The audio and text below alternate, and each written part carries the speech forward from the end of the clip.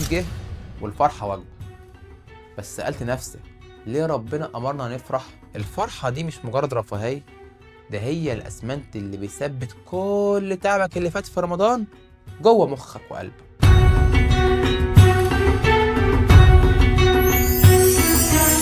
كل سنة وانتم طيبين، العيد جه والفرحة موجودة، بس خلينا نقول الحقيقة بهدوء، الفرحة دي مش حاجة جانبية، ده جزء أساسي في الطريق. الإنسان لو تعب ومحسش إن تعبه اتشاف واتقدر هيقف من جواه حتى لو كمل من بره.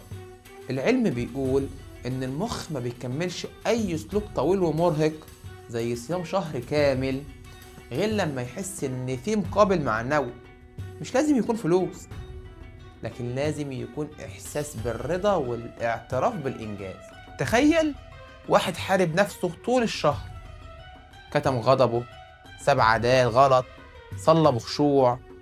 الشخص ده لو خرج من رمضان وموقفش مع نفسه لحظة يقول أنا حاولت وربنا شاف تعبي، وما سمحش لنفسه يفرح من قلبه، المخ هنا بيسجل إن التعب بيساوي فراغ. وساعتها مع أول ضغط بعد رمضان كل اللي اتبنى ممكن يقع.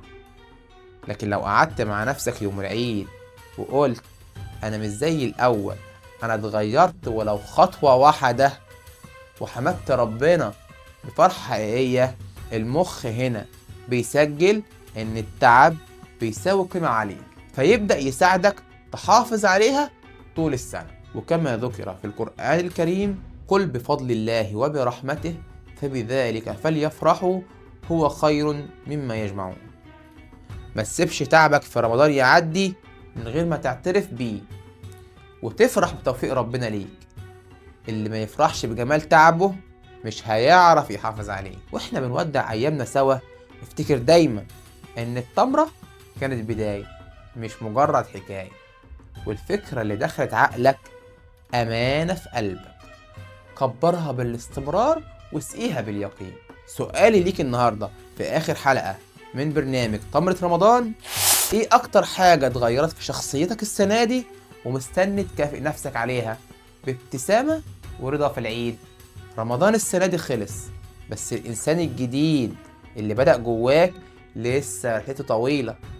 خليك فاكر إن اللي كان معاك في صلاة التراويح هو اللي معاك في زحمة الشغل، واللي أعانك على الصيام هيعينك على مشاق الحياة. ودي كانت آخر تمرة في برنامجنا، بس الحكاية لسه بتبدأ في حياتك انت.